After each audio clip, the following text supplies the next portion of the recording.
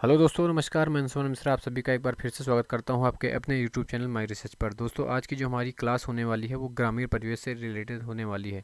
ग्रामीण परिवेश में हम लोग आज पढ़ने वाले हैं ग्रामीण स्वास्थ्य योजनाएं। ठीक है, जो गांव से संबंधित जितनी भी स्वास्थ्य योजनाएं हैं जो हमारी गवर्नमेंट द्वारा चलाई जा रही हैं, उनको आज की इस वीडियो में कवर करेंगे। तो 2-3 वीडियो में करके हम इन योजनाओं को पढ़ेंगे जो भी इंपॉर्टेंट योजनाएं हैं यूपी लेखपाल से संबंधित। ठीक है, यूपी लेखपाल की परीक्षा लगी हुई है, आप सभी को पता है।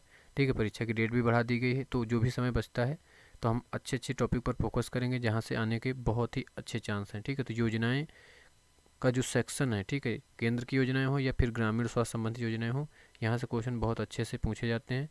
तो इनको अच्छे से हम लोग कवर करेंगे। तो आज उसी की सीरीज में ग्रामीण स्वास्थ्य सेवाएं, ठीक है, जो ग्रामीण स्वास्थ्य संबंधित योजनाएं हैं उसी की वीडियो लेकर आए हैं आप सभी के समक्ष। ठीक है, तो वीडियो कैसा लगा आखिरी में कमेंट कर कर जरूर बताइएगा। तो चलिए आज की वीडियो की शुरुआत करते हैं। इससे पहले चैनल पर पहली बार आए हैं तो लाइक शेयर और सब्सक्राइब करना बिल्कुल ना भूलें।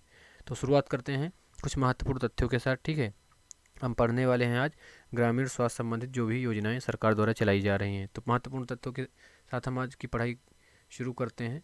तो सबसे पहले मेरे दोस्तों याद रखना कि भारत में सार्वजनिक स्वास्थ्य व्यय, ठीक है, अगर बात करें कि जो हमारा बजट या जीडीपी पेश किया जाता है भारत सरकार द्वारा, तो उसमें जो स्वास्थ्य संबंधित जितना भी खर्च होता है तो वो जीडीपी का 1.1% रहा। ठीक है, 1.1% था। ठीक है, 2020-21 में। ठीक है, जीडीपी का जो था 1.1% रहा। ठीक है, ये भी क्वेश्चन बन सकता है कि जो 2020-21 का बजट था उसमें जीडीपी, जो कुल जीडीपी थी भारत की, मान लीजिए कि भारत की कुल जीडीपी 100 थी। ठीक है, 100 में से 1.1% जो है, जो खर्चा हुआ है 100 रुपये में से 1.1, वो हमारा स्वास्थ्य से संबंधित चीज़ों पर खर्चा हुआ। इसका मतलब ये हुआ। अगला बात करें तो राष्ट्रीय स्वास्थ्य नीति 2017। ठीक है, राष्ट्रीय स्वास्थ्य नीति 2017, इसको याद रखना। ठीक है, आपसे ये भी क्वेश्चन इतना भी पूछा जाता कि राष्ट्रीय स्वास्थ्य नीति कब लागू की गई थी। तो राष्ट्रीय स्वास्थ्य नीति 2017 इस समय चल रही। ठीक है, इसका लक्ष्य है, देखिए, राष्ट्रीय स्वास्थ्य नीति 2017 का जो लक्ष्य है कि 2025 तक, कब तक, 2025 तक जीडीपी का 2.5% करना। ठीक है, अभी कितना है वर्तमान में 1.1% है, लेकिन राष्ट्रीय स्वास्थ्य नीति का जो लक्ष्य है कि 2025 तक जो सार्वजनिक स्वास्थ्य व्यय होने वाला है भारत सरकार का, तो जीडीपी का 2.5% करना है। ठीक है, 2025 तक, लेकिन अभी वर्तमान में कितना है, 1.1%। इन दोनों चीज़ों को आप लोग अच्छे से याद रखना, एक दूसरे के साथ को रिलेट करके याद रखिएगा। ठीक है, उसके बाद अगला पॉइंट की बात करें कि आर्थिक समीक्षा 2020-21 में। ठीक है, आर्थिक समीक्षा 2020-21 में कहा गया है कि बजट में स्वास्थ्य सेवाओं को प्राथमिकता देने में भारत, ठीक है, भारत जो है 189, ठीक है, 189 देशों में 179, ठीक, 179वां स्थान पर रहा। देखिए, बहुत ही दयनीय स्थिति है भारत की। ठीक है, स्वास्थ्य संबंधित चीज़ों में जो आर्थिक समीक्षा, ठीक है, रिपोर्ट देख लीजिएगा, आर्थिक समीक्षा रिपोर्ट 2021 में कहा गया है कि बजट में, जो भी बजट दिया गया है भारत सरकार का स्वास्थ्य सेवा को प्राथमिकता देने में, भारत जो है 100, अगर सभी देशों की बात करें 189 देशों की, तो उसमें जो 189 देश अपना बजट पेश करते हैं, उनके बजट में जब बजट पेश करते हैं, मान लीजिए 100 रुपये का बजट सपोज करिए पेश किया गया, उसमें 100 रुपये से बताया गया कि कोई देश कह रहा है कि 100 रुपये मेरा बजट है और उसमें से 10 रुपये हमने स्वास्थ्य संबंधित चीज़ों पर खर्चा किया है। ठीक है, तो इसी प्रकार इसको समझिए कि 189 देशों ने जब बजट पेश किया, ठीक है, और उसमें 189 में से 179वें स्थान पर भारत है। ठीक है, तो काफ़ी निचले स्थान पर है। ठीक है, स्वास्थ्य संबंधी चीज़ों पर बहुत कम बजट में बातें कही गई भारत सरकार द्वारा। तो ये रिपोर्ट यही बताती है कि 189 देशों में से 179वें स्थान पर भारत रहा। ठीक है, स्वास्थ्य संबंधित बजट में। ठीक है, अगला पॉइंट बात करें तो अगला हमारा आर्थिक सर्वेक्षण।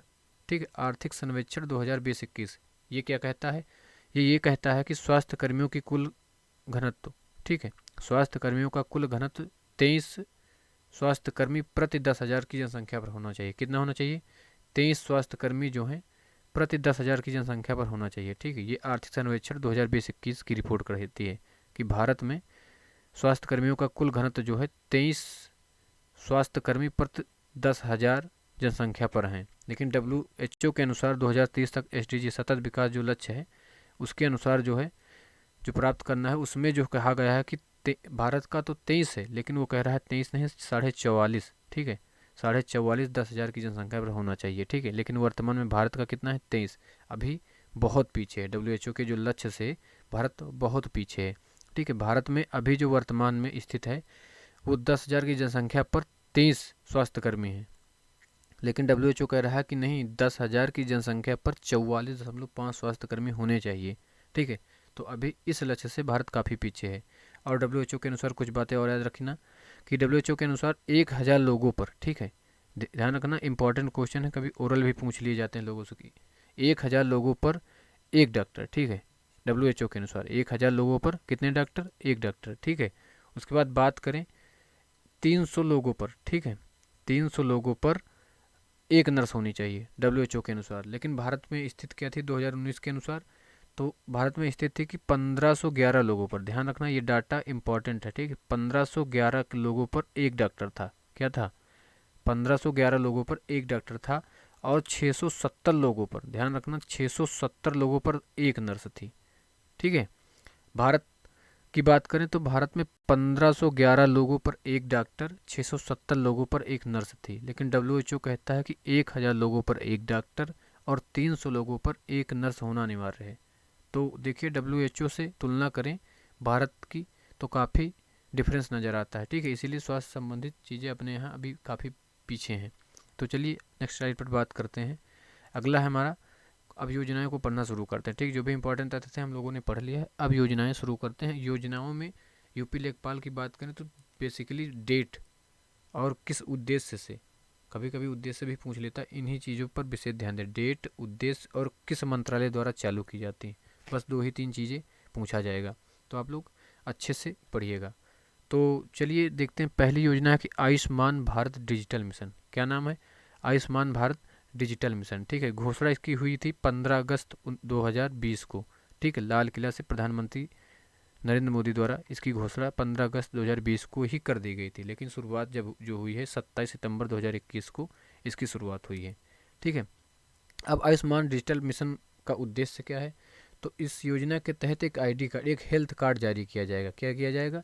एक हेल्थ ID कार्ड दिया जाएगा जो कि व्यक्ति के स्वास्थ्य खाते के रूप में कार्य करेगा। जैसे एक बैंक अकाउंट होता है, ठीक है, उसमें आप पैसे डालते हैं, आप जो भी ट्रांजेक्शन करते हैं सब डिटेल रहता है कि आपने इस तारीख को इतने रुपए निकाले या इतने रुपए कटे, कुछ भी, सब कुछ पूरा डिटेल रहता है, ठीक है। उसी प्रकार एक हेल्थ ID कार्ड 14 अंक की, ठीक है, ये बहुत इंपॉर्टेंट, ठीक है, क्वेश्चन पूछ लिया जाता है कि जो हेल्थ ID कार्ड जारी किया जाएगा उसमें कितने अंक की यूनिक कोड होगा? तो 14 अंक की, आधार के जैसा ही होगा। जैसे आधार में हमारे होता है यूनिक कोड होता है, ठीक है, आधार नंबर कभी मैच नहीं होते किसी से, उसी प्रकार ये अंक जो हों ये भी कभी मैच नहीं होंगे जल्दी से, ठीक है।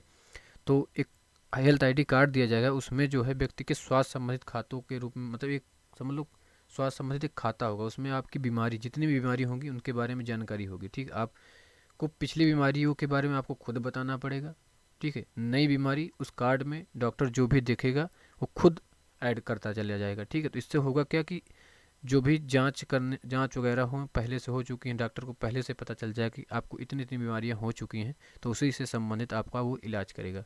तो काफ़ी अच्छी चीज़ें हैं। तो ये पहल का नाम क्या है? आयुष्मान भारत डिजिटल मिशन, ठीक है। आप लोग इसको अच्छे से याद रखना, तारीख जरूर याद रखना, 27 सितंबर 2021 को इसकी शुरुआत हुई, ठीक है। उसके बाद 27 सितंबर 2021 को आयुष्मान भारत डिजिटल मिशन की शुरुआत हुई, उसी के 2 दिन बाद, ठीक है, 29 सितंबर 2021, ठीक है, डेट याद रखना, यहाँ पर दिखा हुआ है 29 सितंबर 2021, ऐसे याद रखना, ठीक है। एक सीरीज से याद रखना तो अच्छे से याद हो जाएंगे, क्योंकि योजनाएं कितनी रटोगी, बहुत सारी योजनाएं हैं, ठीक है। देखो, प्रधानमंत्री पोषण शक्ति निर्माण योजना, ठीक है, प्रधानमंत्री पोषण शक्ति निर्माण योजना, ठीक है, शॉर्टकट में इसे पोषण भी कहा जाता है, ठीक है। इसकी शुरुआत जो है 29 सितंबर 2021 को प्रधानमंत्री द्वारा की गई, ठीक है। इस योजना का संबंध जो बच्चों के पोषण एवं स्वास्थ्य से संबंधित था, ठीक है। तो डेट इसकी इंपॉर्टेंट है, प्रधानमंत्री पोषण शक्ति निर्माण योजना 29 सितंबर 2021। और आयुष्मान डिजिटल भारत मिशन, इसकी शुरुआत जो है 27 सितंबर 2021 को की गई। घोषणा कब कर दी गई थी? 15 अगस्त 2020 को ही कर दी गई थी। नेक्स्ट बात करें तो अगला है हमारा जननी सुरक्षा योजना। क्या नाम है? जननी सुरक्षा योजना, ठीक है। इसकी शुरुआत हुई है 12 अप्रैल 2005 को, इंपॉर्टेंट है, ये भी ध्यान रखना, ठीक है। नाम है जननी सुरक्षा योजना, शुरुआत हुई है 12 अप्रैल 2005 से। ये 100% केंद्र प्रायोजित योजना है, ठीक है। इसका जो खर्चा है जो भी है वो केंद्र द्वारा दिया जाएगा, ये इस पर राज्य से कोई मतलब नहीं, ठीक है। 100% केंद्र प्रायोजित योजना है। साथ ही साथ गरीब गर्भवती महिलाओं को पंजीकृत स्वास्थ्य संस्थाओं में प्रसव के लिए प्रोत्साहित करना। ठीक, इसका मतलब ये हुआ कि जो भी गरीब गर्भवती महिलाएं हैं उनको इस योजना के तहत कुछ नकदी, ठीक है, नगद प्रोत्साहन राशि दी जाती है। कब दी जाएगी? जब वो पंजीकृत, ठीक है, पंजीकृत स्वास्थ्य संस्थाओं में प्रसव के लिए, ठीक है, अगर उनकी डिलीवरी जो है पंजीकृत स्वास्थ्य संस्थाओं में होती है तो सरकार द्वारा उन्हें नगद के रूप में कुछ पैसा दिया जाता है। और यह योजना जो है आशा, ठीक है, जो आशा बहू होती है हर ग्राम में, ठीक, उनके द्वारा संचालित की जाती है। ठीक है, उनका काफ़ी योगदान इस योजना में रहता है। तो नाम क्या है? जननी सुरक्षा योजना, 12 अप्रैल 2005, ठीक है, और केंद्र द्वारा ये संचालित योजना है। ठीक है, तो ये दो चीज़ें आप लोग अच्छे से याद रखना। अगली योजना है कि प्रधानमंत्री, ठीक है, मातृ वंदना योजना। ठीक है, प्रधानमंत्री मातृ वंदना योजना, इसकी शुरुआत जो है 1 जनवरी 2017 से की गई। कब से की गई? 1 जनवरी 2017 से। ठीक है, ये नकदी प्रोत्साहन रोज, इसमें जो है नगद रुपए दिए जाते हैं। ठीक है, जैसे इसमें दिए जाते हैं, इसमें भी प्रधानमंत्री मातृ वंदना योजना में भी नगद रुपए दिए जाते हैं 6,000 रुपये। ठीक, पहले बच्चे पे 6,000 रुपये की जो 3 किस्तों में दिया जाता है। ठीक है, और ये योजना जो है महिला एवं बाल विकास मंत्रालय द्वारा संचालित है। ये तीनों पॉइंट आप लोग याद रखना। ठीक है, तो आज की वीडियो यहीं तक रखते हैं। अब नेक्स्ट वीडियो में हम बात करेंगे अगली योजनाओं के बारे में। तब तक के लिए धन्यवाद।